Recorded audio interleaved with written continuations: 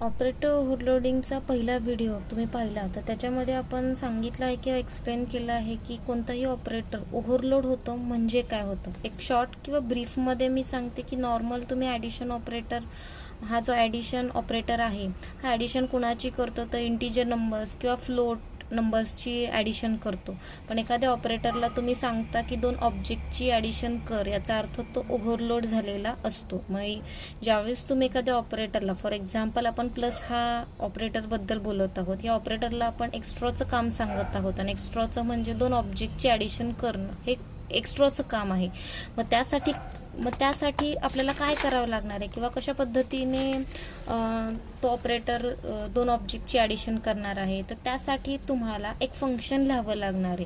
तर त्या फंक्शनला म्हटलं जातं ऑपरेटर फंक्शन, की ज्याच्यामध्ये तो ॲडिशन ऑपरेटर एक्स्ट्राचं काम करणार आहे. ठीक आहे, मी पुन्हा एकदा रिपीट करते की ज्यावेळेस एखाद्या ऑपरेटरला तुम्ही सांगता एक्स्ट्राचं काम की दोन ऑब्जेक्टची ॲडिशन कर, फॉर एक्झाम्पल ॲडिशन ऑपरेटरला तुम्ही सांगितले की दोन ऑब्जेक्टची ॲडिशन कर, याचा अर्थ आपल्याला एक सेपरेट फंक्शन लिहावं लागणार आहे. त्याच्यामध्ये ते ऑपरेटर एक्स्ट्राचं काम करणार आहे. ठीक आहे, आणि याच्या आधीच्या व्हिडिओमध्ये मी सांगितले की दोन ऑब्जेक्टची ॲडिशन होते म्हणजे काय होतं, तर दोन ऑब्जेक्टमध्ये असलेले जे व्हेरिएबल्स आहेत त्यांची ॲडिशन होती.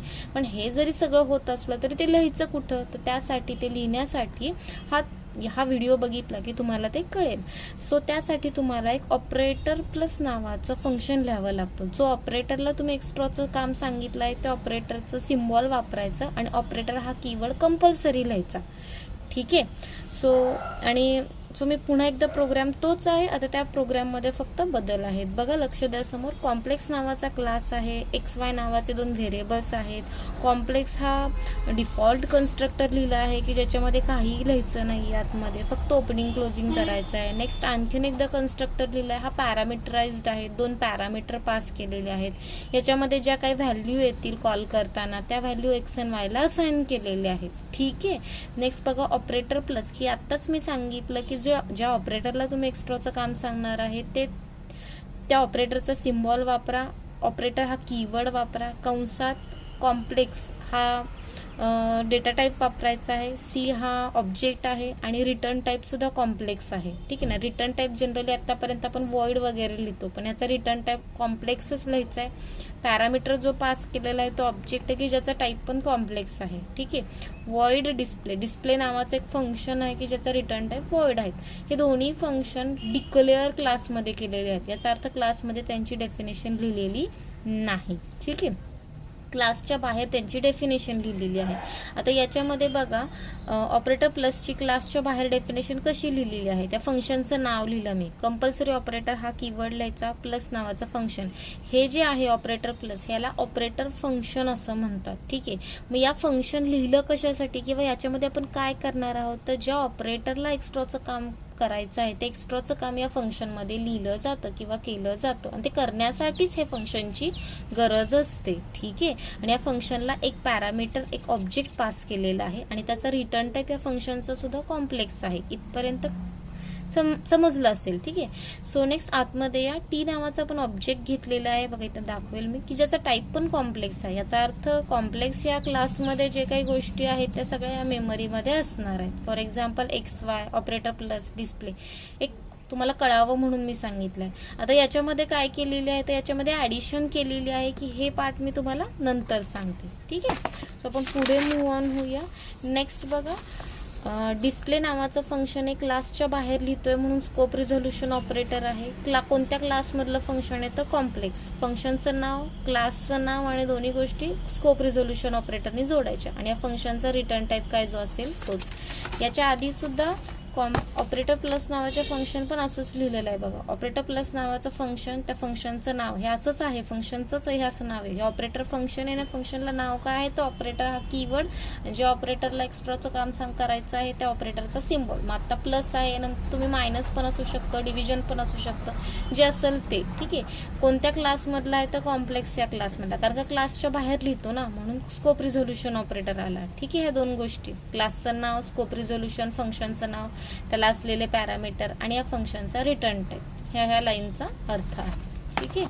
तर आता आपण डिस्प्ले नावाचं फंक्शन बघत होतो. डिस्प्लेमध्ये काही नाही, ज्यावेळेस डिस्प्ले शो असतं तर फक्त शोईंगचं काम केलेलं असतं, दाखवायचं काम. सी आउटमध्ये एक्सची व्हॅल्यू दिसेल आणि सी आउटमध्ये डबल कोटमध्ये स्लॅश एन लिहिलं, याचा अर्थ सी आउटमध्ये जे काही लिहिलेलं आहे ते नवीन लाईनला दिसेल. आपण काय लिहिलंय, वायची व्हॅल्यू ही नवीन लाईनला दिसेल. ठीक आहे. स्लॅश एन साठी एकदा हा ऑपरेटर वापरला आणि वाय साठी एकदा. जितका वेळा तुम्ही दाखवायचं आहे तितक्या वेळात हे ऑपरेटर वापरावं लागतं. ठीक आहे. जर तुम्ही एकदाच सी आउट ह्या वाक्यामध्ये एक्स किती वेळा एक्सची व्हॅल्यू शो करायची, एकदाच शो करायची म्हणून एकदाच, आणखीन एकदा शो करायची असेल तर पुन्हा एकदा इन्सर्शन ऑपरेटर वापरा. ठीक आहे.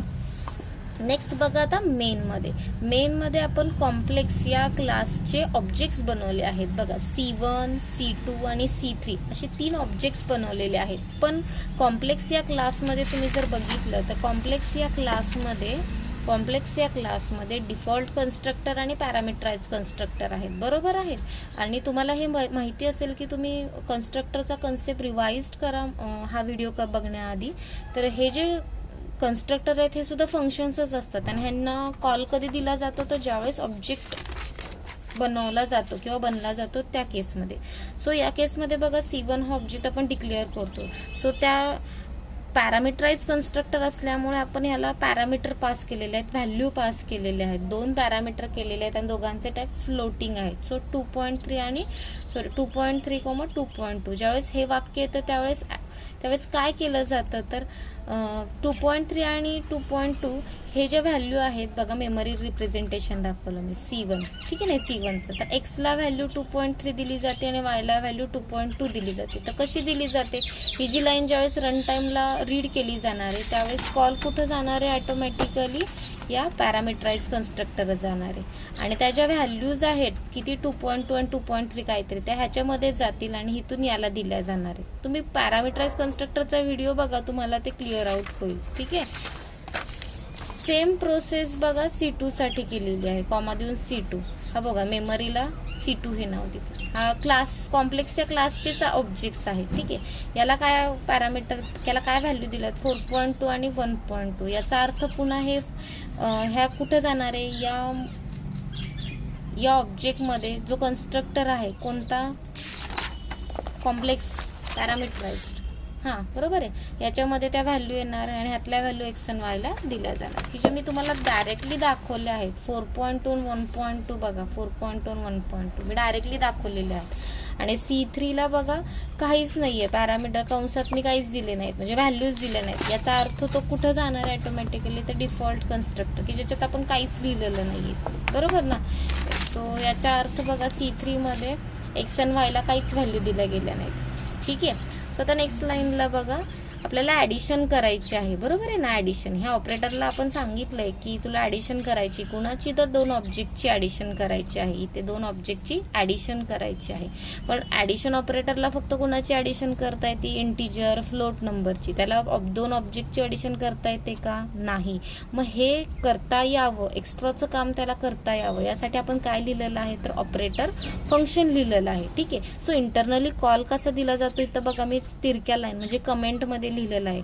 ॲक्च्युली हे वाक्य लिहिता याचा अर्थ काय होतं, हे तर ही लाईन इंटरनली वर्कआउट होते ही. ठीक आहे.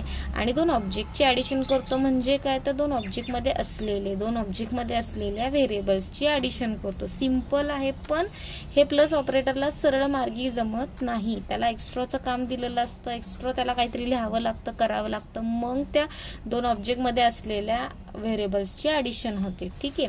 पण आता इंटरनली हे तुम्हाला कळण्यासाठी तुम्ही लिहिलं. इंटरनली कसं होतं ते बघा, इकडची साईड पहिले बघा. C1 प्लस C2 म्हणता, याचा अर्थ C1 या ऑब्जेक्टमधलं कोणतं फंक्शन कॉल केलं जाणार आहे, ऑपरेटर प्लस. बघा C1 मध्ये XY आहे, ऑपरेटर प्लस आहे, डिस्प्ले नावाचं फंक्शन आहे. C2 मध्ये सुद्धा XY ऑपरेटर प्लस, कारण का हे सगळे ऑब्जेक्ट एकाच क्लासचे आहेत. कोणते रे, कॉम्प्लेक्स नावाच्या क्लासमधले आहेत. बरोबर आहे ना. आणि कॉम्प्लेक्समध्ये 1 2 3 4 आणि 5 ह्या 5ची गोष्टी कॉम्प्लेक्समध्ये आहेत. बरोबर. त्यामुळे कॉम्प्लेक्स या क्लासचे तुम्ही जेवढे काही ऑब्जेक्ट्स बनवणार आहात, C1 C2 C3, तर ते क्लासमध्ये जे काही आहे ते सगळं 3 4 5 काय वॉट एव्हर ऑब्जेक्ट बनवायचं, त्या सगळ्या ऑब्जेक्टमध्ये त्या सगळ्या गोष्टी गोष्टी असणार आहेत. सध्या तरी फोकस एवढा करा की C1 मधला कोणतं फंक्शन तुम्ही कॉल करणार आहे, ऑपरेटर प्लस. ठीक आहे. आणि याला पॅरामीटर म्हणून कोण दिलेलं आहे रे, याला पॅरामीटर म्हणून इथं C3 लिहिलंय, इथं C2 आहे. हा पॅरामीटर म्हणून काय पास केलेला आहे, C2. म्हणजे हा अख्खाच्या अख्खा कुणाला पास केलेला आहे, या फंक्शनला C2. अख्खाच्या अख्खा हे सगळं ह्याला दिलेत. इन शॉर्ट कन्सिडर करा एक्स अँड वायच्या व्हॅल्यू या C2 मध्ये असणार आहेत, बरोबर आहे ना. आणि हे फंक्शन कोणत्या क्लासमधलं आहे, तर C1 मधलं. चला मग जाऊया, C1 मधलं कोणतं फंक्शन कन्सिडर करा, ऑपरेटर प्लस. येऊया आपण, हे ऑपरेटर प्लस हे कोणत्या ह्याच्यातलं आत्ता फंक्शन ऑब्जेक्ट मधलं बघतोय, C1 मधलं बघत आहोत. ठीक आहे ना. आणि येताना तर कोणाला घेऊन आलेला आहे, सी मध्ये कोणता ऑब्जेक्ट असणार आहे, C2 असणार आहे, बरोबर. आता C2 मधल्या व्हॅल्यू मला सांगा, 4.2 आणि 1.2, 4.2 आणि 1.2. आणि हे फंक्शन कोणत्या कोणाचं आहे, तर C1 मधलं आहे. C1 मधल्या व्हॅल्यू काय, 2.3 अँड 2.3 आणि 2.2 आहे. ठीक आहे. सो आतमध्ये या, टी नावाचा पुन्हा एक ऑब्जेक्ट बनवलेला आहे बघा, एम्प्टी आहे, काहीच नाही आहे, बरोबर ना. ठीक आहे. हे काय आहे ते आता बघा, ॲडिशन बघा, X plus C dot X. X कोणाची व्हॅल्यू येणार आहे, कोणत्या क्लासमधलं फंक्शन आहे, C2 मधलंच फंक्शन आहे, म्हणून एक्सची व्हॅल्यू इथं काय येणार आहे, एक्सची value 2.3 plus C dot X, म्हणजे सी जो आहे तो एक्स आणि वाय. सी मधल्या एक्सची व्हॅल्यू काय, तर 4.2. काय आन्सर येईल ह्याचं, 4 2 6 आणि 3 2 5, 6.2. कुणाला दिली, तर टी मधल्या एक्सला, टी डॉट एक्स. ठीक आहे. Y plus C dot Y याचा अर्थ काय, वाय कोणत्या वाय मध्ये कोणाची व्हॅल्यू येणार आहे, तर C1 मधली व्हॅल्यू काय आहे, 2.2. So 2.2 plus C dot Y म्हणजे सी मधल्या वायची व्हॅल्यू काय येणार आहे, 1.2. काय आलं रे आन्सर, 3.4. ठीक आहे. हे एक्स एन वाय हे दिले ना बघा, टी डॉट टी मधल्या वायला असाइन केलं. आणि आता रिटर्न टी याचा अर्थ ह्या टीला काय करा, माघारी घेऊन जावा. मग हा टीचा टाईप काय आहे, कॉम्प्लेक्स आहे, म्हणून बघा या फंक्शनचा रिटर्न टाईप काय आहे, कॉम्प्लेक्स.